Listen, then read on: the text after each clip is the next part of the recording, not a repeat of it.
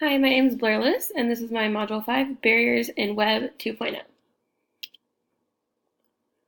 The first question, do you feel the digital divide can be resolved? I absolutely think it can be resolved. I think it's actually really sad that not everybody has access to the internet. It is something that we need our government to step up and do. It's just become something that as Americans, you almost, it's a daily necessity. Like, in order to get information, the FCC needs to step up and tell companies you have to give internet to these people. They have to be able to get the news. They have to be able to understand what's going on in the world. They have to know how to get into contact with people. It's very maddening to me that not everybody has access to the information that is so readily available for us. This in the article, it mentioned the gigabit opportunity zones. I did think that was a great idea to cause some competition between the companies to reach out to smaller areas and smaller towns where it might not be as affordable to provide them with internet service. But I really liked their idea of causing some type of competition within those companies in order to get access for those people. And I think it should be affordable. I don't think people should have to pay um, a ton of money in order to get internet access. It just doesn't make sense to me. Skill sets that I feel students are definitely going to need in the 21st century: collaboration and teamwork, 100%. Students need to learn how to collaborate with each other. They need to learn what's good and bad forms of communication. They need to know how to be creative and how to use their imagination. They also need critical thinking skills. They need to be able to problem solve. Kids nowadays are so used to having technology at their fingertips, they have no clue how to solve a basic problem without getting help from the internet or from Google. And not only that, they won't even use the search engine. They just want you to tell them the answer when they have all these resources. I also think finding and evaluating that information. Is it good information? Does it make sense to me? Is this logical? Is it coming from a good source? And then lastly, problem solving. That's a skill that is never going to change, in my opinion. If students don't know how to problem solve, they're never going to make it in the workforce. That's pretty much all most jobs are, is problems that you're solving and fixing, either for other people, for customers, or for your company, or for other companies. Um, Problem solving and customer service, working with people, being able to communicate, those are all huge things that 21st century students are going to need. As well as just developing good character, knowing the right and wrong, and knowing what is and is not appropriate to post or to say about people. I feel like now with the digital age, a lot of kids are almost desensitized to the way we speak to one another and things that we should and shouldn't say, because political correctness has apparently gone out the window, which I don't believe is correct. I think we need some sort of political correctness just to be basic, empathetic human beings. Impact that the global economy has had on my personal use of the internet. I use the internet every single day. It has my online banking. I can check money that's going in and out of my accounts. I can transfer money to people. I can pay my bills. It's the way I communicate with my family, with my friends, with my coworkers, with parents, with students. Social media is my form of entertainment sometimes, and also a way to get information out to kids because kids use social media so much. It's a great way for me to communicate with students instantaneously and get information to them as quickly as possible. Um,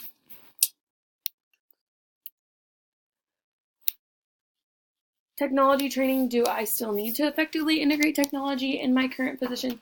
I need a lot of training.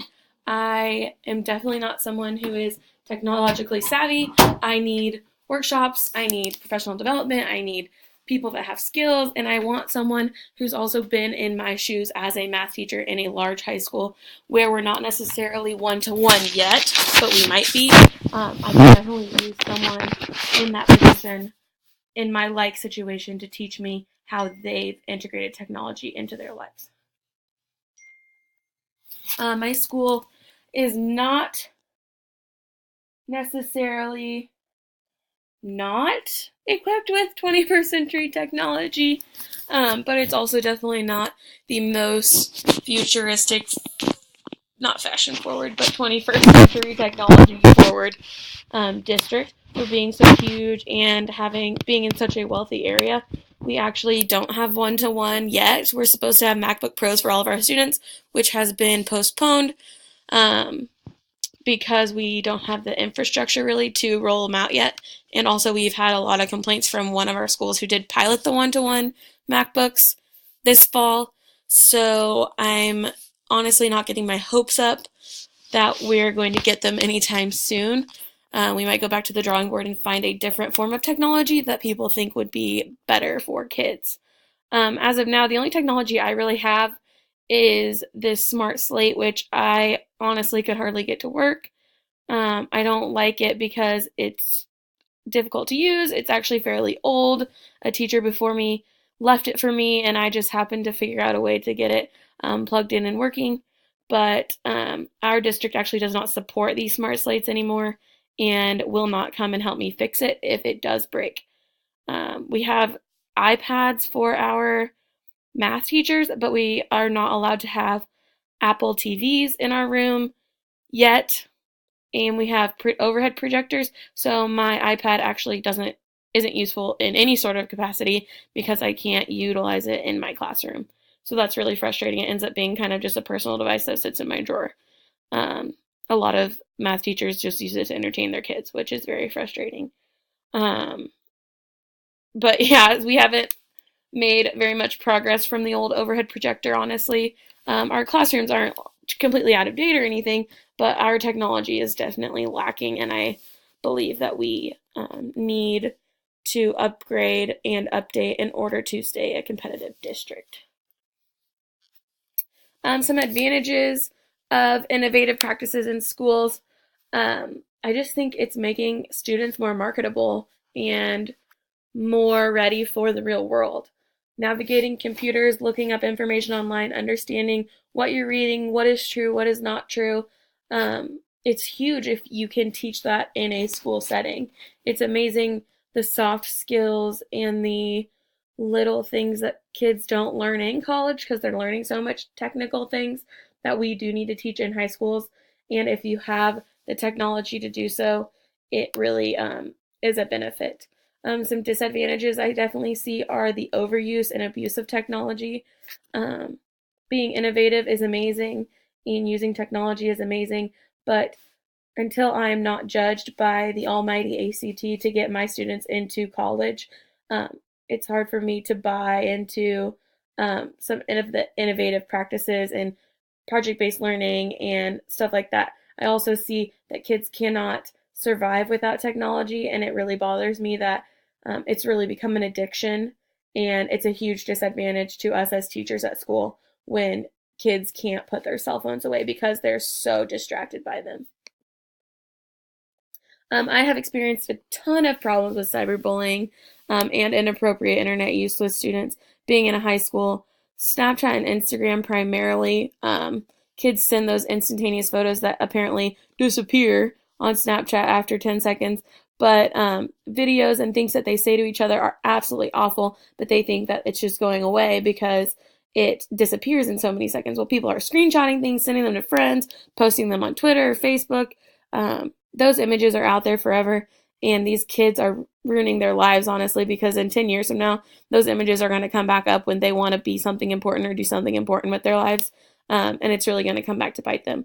The main thing I see with Instagram is the rude comments, people talking to each other. Did you see so-and-so's picture? They looked fat, or they looked ugly, or why did they wear that? They're so gross, or so-and-so's dating so-and-so, but she said she's sleeping with so-and-so, and it drives me insane. And then also this Finsta stuff.